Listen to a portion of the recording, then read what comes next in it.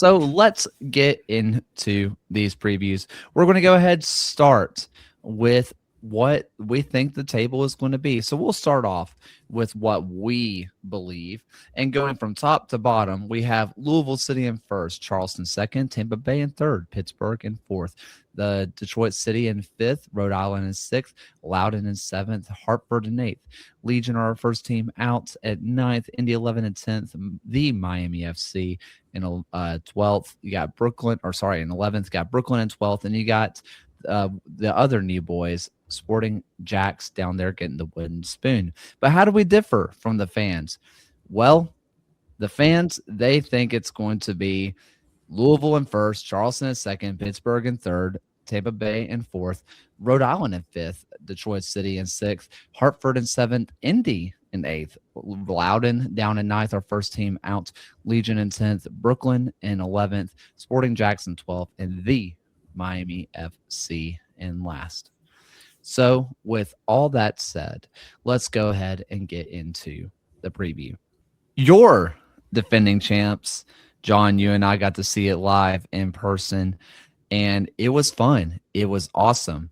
They have revamped the squad a little bit, but it's some faces that you know and love. But it's officially Rob Vincent season, in which we're just going to ask the question, how much does Vincent rock the boat in terms of the Riverhounds identity? Yeah, and I mean, you and I saw it in person. The way that he really took Pittsburgh from a team that was very defensive, very aggressive, trying to get the ball into the attacking zone as quickly as possible. And those were still the broad principles that Pittsburgh played with, but they added a little bit more flexibility through the midfield, and especially with Danny Griffin's positioning. The wingbacks were allowed to push higher. There was a little bit of refinement and patience in the final third. And now he's not doing it as an interim manager, and he's got a title under his belt. Like, he's got a blank check to go in and reform what he wants Pittsburgh to be. Now, I think when you look at what the roster is, it's still going to be a 3-4-3. It's going to defend in a low block 5-4-1. But there are possibilities here. Maybe Elliot Goldthorpe is a very aggressive wing back off the bench. Maybe you play with two strikers because you've got Albert Dikwa and Trevor Amen. There is a sense of new possibility under Rob Vincent that just wasn't there in the past. And I had mentioned this back in our 90-50-10 predictions that I don't think the Pittsburgh Riverhounds will be repeating as champions. In fact, we haven't had a repeat champion since Louisville did it in 2017-18. We haven't had a repeat champion of the Eastern Conference playoffs since Tampa Bay did it in 2020 and 2021. So there is a lot of history going up against them. But this should still be a Pittsburgh team who is in competition for a home playoff game. And it's very crucial that they do that. They had 7 defeats away from home last season, and they opened the year with 5 of their first 6 games away from Highmark Stadium as well. But this is still a very good Pittsburgh team, in my opinion, that should be getting a home playoff game if things just line up for them correctly.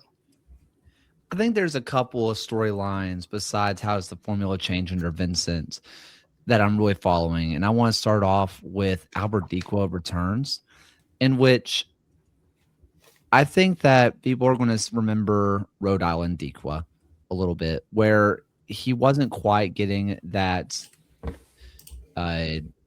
support from the midfield behind him. And it was working really well when it was Dikwa and JJ Williams. They were just kind of playing off each other.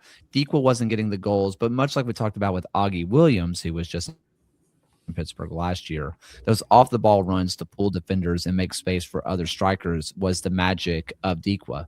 He doesn't get assists. He's kind of a Carmelo Anthony type of bags goals, no assist.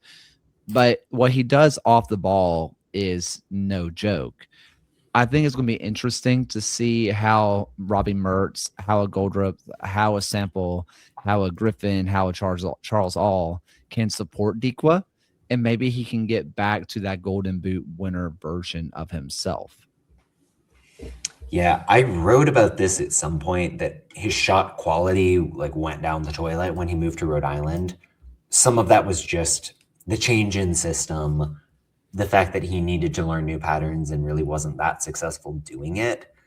But I think, and we're seeing a bit in the comments, Dikwa did have a one-off year where he was god level, and he's kind of never been that guy otherwise. Can you expect 10 goals from him? I think that's reasonable, and that's all they got from Augie Williams last time around. So I'm not necessarily concerned, but to expect him to get back to the Golden Boot caliber, I don't know if I see that. I also want to bring attention to the back line.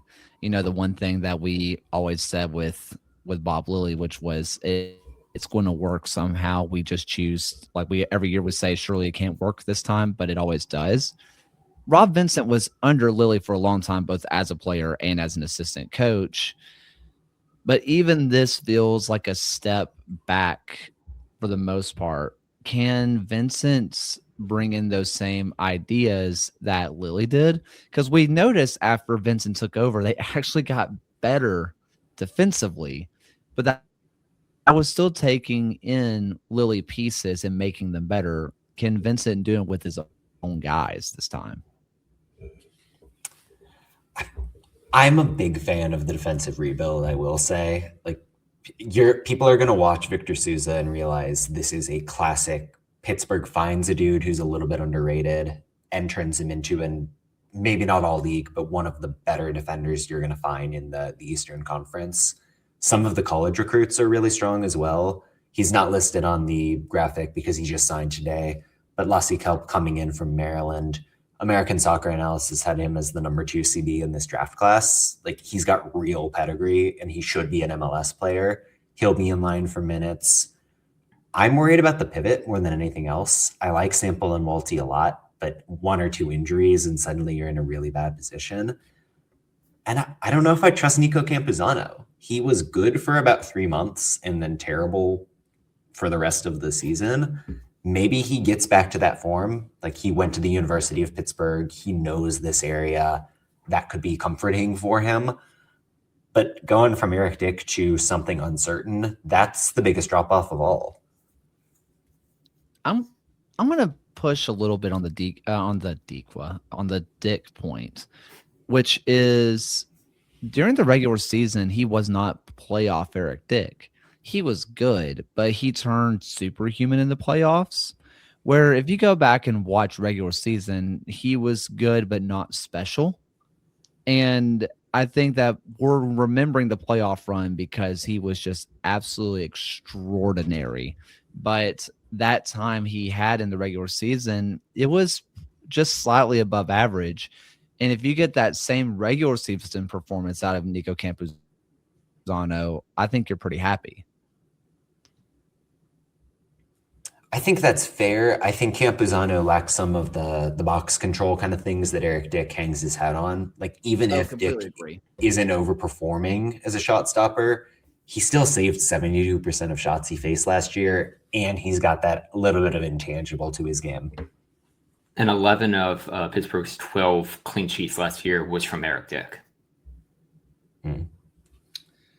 The box control is a big one, and we saw that massively on display against Rhode Island. I feel like, especially Rhode Island, it just felt like he was just catching everything, that they were putting everything in the box for the last 15 minutes. It was ridiculous. So, any final Pittsburgh thoughts? I know they have people coming in at the wingback positions. There's definitely going to be people announced, but